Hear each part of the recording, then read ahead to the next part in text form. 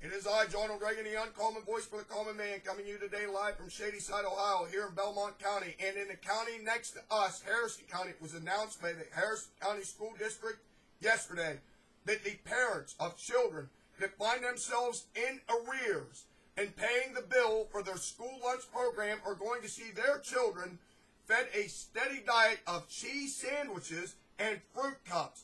Now, this will not affect the low-income children that actually get the meals for free. But, of course, we know that you and I paid for it, but that's fine. I have no problem with that.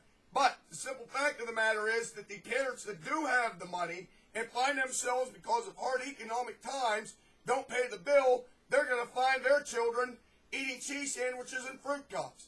You tell me. But this is not going to set well with the lovely and charming and way too jingoistic First Lady, Michelle Obama. That's right. She said today at some sort of signing ceremony for something known as the Healthy Hunger Free Kids Act that Michelle Obama revealed once again that she believes that the government must be involved in raising your children. She said, and I quote, "But when our kids spend so much of their time each day in school, and when many children get up to half their daily calories from school meals, it's clear that we, as a nation, have a responsibility to meet as well." And she ended it by saying this: we can't just leave it up to the parents. Let me say that again.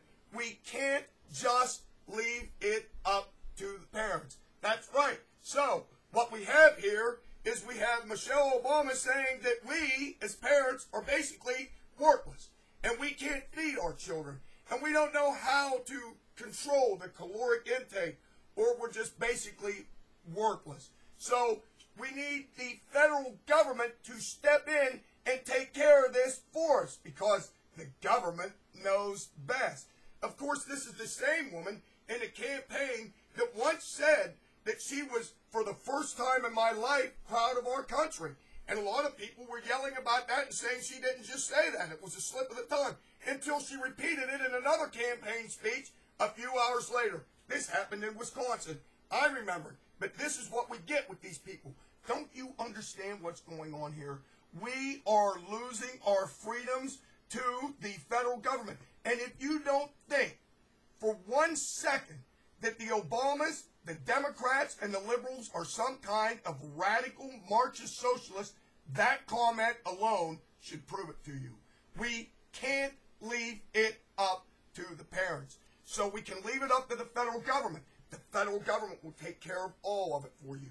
If that's not Marxism, I don't know what is. But this is what you get when you put these radical, left-wing, liberal extremists in office. And this nonsense has got to stop. The motivation might be right, but the basic idea of it takes a village from Hillary Clinton, or we can't leave it up to the parents from Michelle Obama, our lovely, charming, and way too jingoistic First Lady, just doesn't get it. They're Marxists.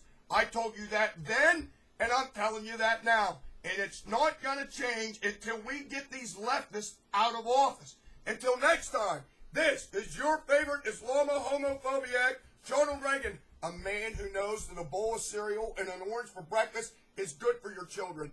And I didn't need the government to teach me that. Saying this to you now, when news breaks out like this, my tyrants break in. Over!